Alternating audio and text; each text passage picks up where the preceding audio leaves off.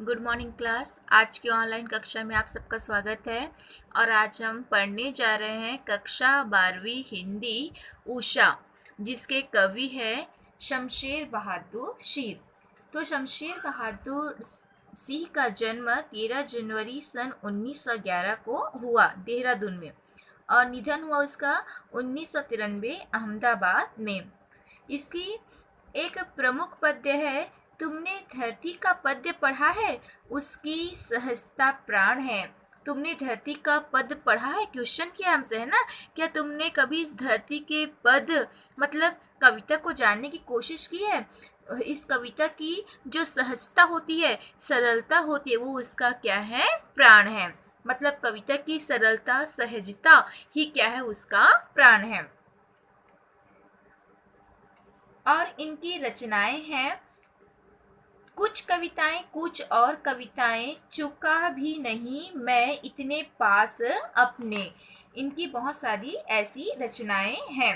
तो प्रस्तुत पाठ उषा में शमशेर बहादुर सिंह ने बताया है कि कैसे सूर्योदय के ठीक पहले, है ना, हमारे सूर्योदय के ठीक पहले मतलब उषा काल के समय, है ना, उषा काल के समय को क्या है? सूर्योदय के पूर्व का समय बताया गया है। तो कैसे उषा काल के दौरान हमारे प्रकृति में क्या है? पल पल परिवर्तन देखने को मिलता है।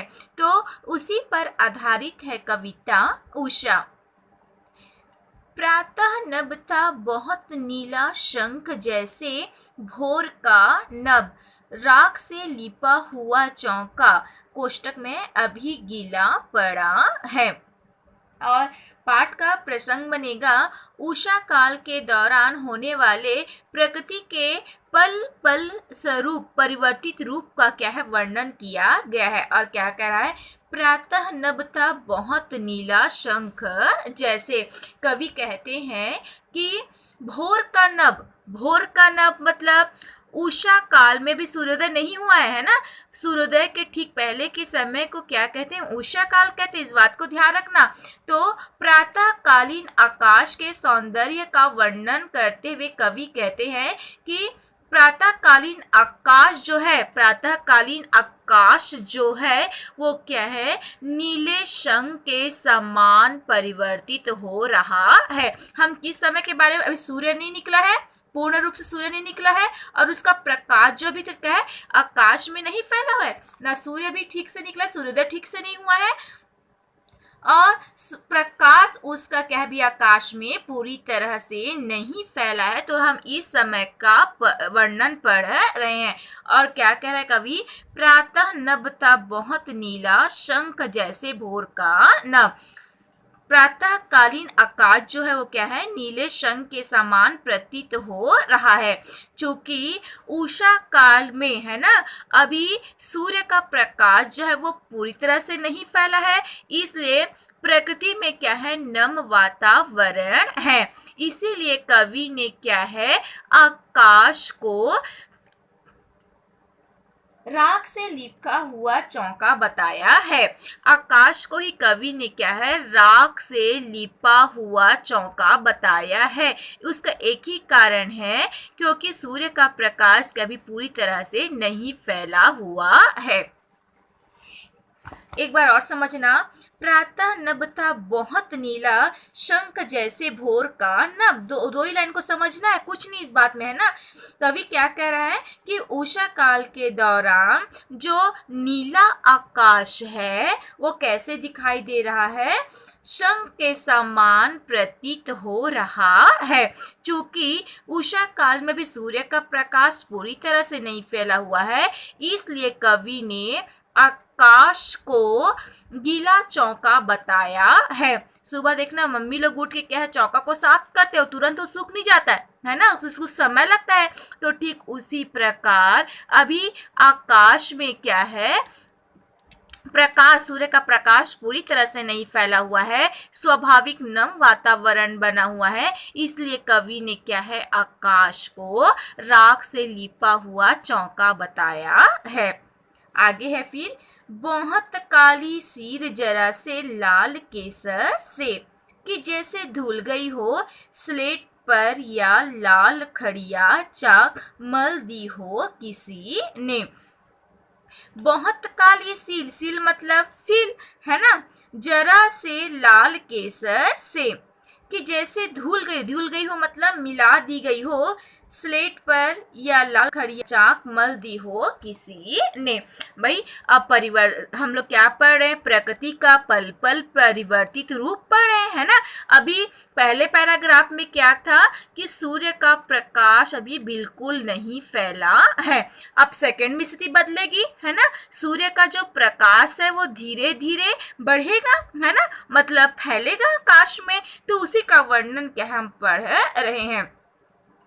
बहुत काली सील जरा से लाल केसर से, बहुत काली सील है ना, काली सील यहाँ पे कवि ने किसको बताया है, नीले आकाश को बताया है। और जरा से लाल केसर, थोड़ी सी लाल केसर, कम मात्रा, जरा मतलब कम मात्रा है ना, तो लाल केसर यहाँ पे क्या है, सूर्य के प्रकाश को बताया है।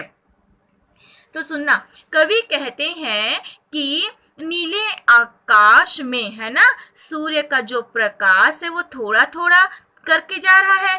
तो वो स्थिति कवि को ऐसा प्रतीत हो रहा है मानो किसी ने काली सिर पर है ना, काली सिर मतलब काली स्लेट पर किसी ने लाल केसर मिला दी हो या लाल खड़िया चाक जो है वो घिस दी हो। भाई काली सील क्या बन गया यहाँ पे, अब आकाश बन गया, और लाल केसर क्या बन गया, सूर्य का प्रकाश जो आकाश में फैल रहा है ना वो क्या बन गया, लाल केसर बन गया। तो उसी को कवि कह रहा है कि जो थोड़ा थोड़ा करके है ना हल्के हल्के रूप से सूर्य का प्रकाश फैल रहा है वो स्थिति ऐसे दिखाई दे रही है मानो किसी ने काले स्लेट पर लाल खड़िया चाक मिला दी हो। स्पष्ट है इस लाइन से, बहुत काली सीर जरा से लाल केसर से, कि जैसे धुल गई हो स्लेट पर या लाल खड़िया चाक मल दी हो किसी ने। सूर्य तो वही पर अटका नहीं रहेगा है ना, यथावत स्थिति नहीं। भाई हम पढ़ क्या रहे हैं कि कैसे प्रकृति में पल पल रूप जो है वो बदलता रहता है। पहले पैराग्राफ में देखे तो स्थिति जो थी अलग थी, अब बदल गया, अब सूर्य का प्रकाश जो है वो क्या है, फैल रहा है। तो कवि कह रहा है कि नीले आकाश में अब सूर्य का प्रकाश फैल रहा है, नीला आकाश है, काला आकाश है, उस पर क्या है, सूर्य का प्रकाश जो है वो फैल रहा है। तो नीला स्लेट मतलब नीला आकाश जो है क्या बन गया, काली स्लेट बन गया, और सूर्य का जो प्रकाश फैल रहा है ना वो क्या बन गया, खड़िया चाक। तो स्थिति जो है वैसी दिखाई दे रही है। आगे देखना, नील जल में या किसी की गौर झिलमिल दे, जैसे हिल रही हो और जादू टूटता है इस उषा का अब सूर्योदय हो रहा है। तो देह मीस होता है शरीर, और झिलमिल का अर्थ क्या होता है, चमकना है ना। तो केवल हम इस बात का ध्यान रखना, आकाश और प्रकाश के बारे में ही पढ़ रहे हम लोग है ना, कि कैसे आकाश पर प्रकाश जो है वो बढ़ता जाता है और प्रकृति का रूप जो है वो क्या है, परिवर्तित होता चला जाता है। तो आइए देखते हैं नील जल में। अब नील जल कहाँ, ये आकाश ही बनेगा, नील जल है ना, ये आकाश क्या बन जाएगा, अब नील जल। या किसी की गौर झिलमिल दे, जैसे हिल रही हो नीले आकाश में है ना। अब सूर्य का जो प्रकाश है थोड़ी और तेज हो गई है ना, सूर्योदय जो है थोड़ा और हो गया, परिवर्तन हो गया प्रकृति का स्वरूप। तो नीले आकाश में अब सूर्य का प्रकाश जो है वो फैलने लगता है ना, थोड़ा तेज फैल गया पहले से। अब वो स्थिति ऐसे दिखाई दे रही है मानो नीले जल में, नीला जल क्या बन गया, आकाश है ना, नीले जल में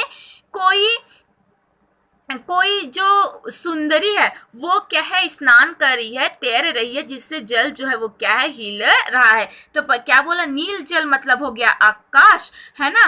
और झिलमिला किससे रहा, उसमें प्रकाश फैल रहा है, आकाश में तो झिलमिल होता है स्थिति है ना। तो वो स्थिति ऐसे दिखाई दे रही है मानो कोई सुंदरी जो है वो क्या है, स्नान कर रही हो।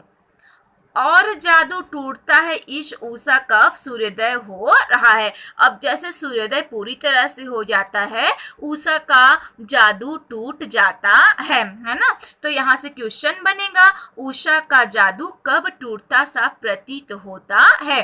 तो उषा का जादू जब टूटता है, जब सूर्योदय जो है वो क्या है, पूरी तरह हो जाता है। जब पूरी तरह सूर्योदय होता है ना, तो उषा का जो भी रंग बिरंगा चित्र दिखाई दे रहा है, दृश्य दिखाई दे रहा है, वो दिखना क्या है, बंद हो गया है।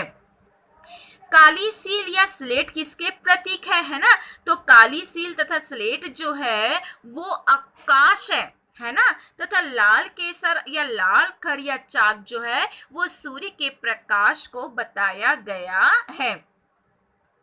काली सील को लाल केसर से धुला कहने का क्या आशय है। तो काली सील क्या बन गया था यहाँ पे, आकाश, और लाल केसर क्या है, सूर्य का प्रकाश है ना।